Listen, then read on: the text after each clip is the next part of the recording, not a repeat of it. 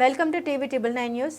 రాష్ట్రంలో 1008 lift irrigation ప్రాజెక్టులుంటే గత ప్రభుత్వ నిర్లక్ష్యం వల్ల వాటిలో దాదాపు 613 లిఫ్ట్లు పనిచేయడం లేదు. వీటి మరమ్మతుకు దాదాపు 725 కోట్ల అవసరమని అంచనా వేశాం. టెండర్ల ప్రక్రియను కూడా త్వరితగతిన పూర్తి చేసి వాటి మరమ్మతు పనుల్ని వెంటనే చేపట్టాలని ముఖ్యమంత్రి ఆదేశించారు.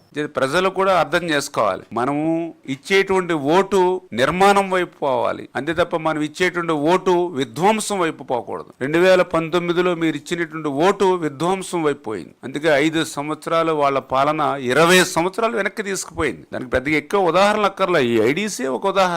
5 సంవత్సరాలు వాళ్ళకి అధికారం ఇచ్చినటువంటి పాపానికి 1008 లిఫ్ట్లుంటే 161 లిఫ్ట్లు ఈ రోజు పనిచేస్తున్నాయంటే వాళ్ళు ఎంత పాపం మనకి ఇవాళ శాపంగా మారినటువంటి పరిస్థితి. ఇవాళ మళ్ళీ ఆ లిఫ్ట్లు బాగు చేసుకోవడానికి వాటిని మళ్ళీ రీప్లేస్మెంట్ చేసుకోవడానికి 725 కోట్లు ఈ రోజు అవసరం అవుతుందని అంటే ఎంత భారం పడుతుంది ఇవాళ ఈ ప్రభుత్వానికి. అంటే అది కూడా ఎటువంటి పరిస్థితుల్లో 14,000 కోట్లు అప్పు ఈ రాష్ట్రం నెత్తి మీద పెట్టినటువంటి పరిస్థితుల్లో, 18,000 కోట్లు ఇరిగేషన్ బకాయిలు మా నెత్తి మీద పెట్టినటువంటి పరిస్థితుల్లో కూడా ఇటువంటి నిర్ణయాలు తీసుకుంటున్నాము అని అంటే పనిచేయడానికి గంతులో గొప్ప ఇవాళ పరిపాలన దక్షత ఉన్నటువంటి వ్యక్తి ఈ రోజు ముఖ్యమంత్రిగా చంద్రబాబు నాయుడు గారు ఉండడం, ఆయన అండగా పవన్ కళ్యాణ్ గారు, వీళ్ళిద్దరికీ తోడుగా నరేంద్ర మోడీ గారు ఉండడం వల్ల ఇటువంటి క్లిష్టమైనటువంటి కాలంలో కూడా ఆర్థికమైనటువంటి పరిస్థితి ఇంత దుర్భరంగా ఉన్నటువంటి స్థితిలో కూడా ఇంత కార్యక్రమాలు మన డిపార్ట్మెంట్ తీసుకుంటున్నామనంటే మరి వారి పరిపాలన దక్షత అనే విషయాన్ని సందర్భంగా గుర్తు చేస్తూ, అందుచేతే ఈ యొక్క ఏదైతే రివ్యూలో మరి వాళ్ళు ఇచ్చినటువంటి చంద్రబాబు నాయుడు గారి ఇచ్చిన ఆదేశాలు ఏవైతే ఉన్నాయో, డైరెక్షన్స్ ఏవైతే ఉన్నాయో వాటిని అన్నింటినీ కూడా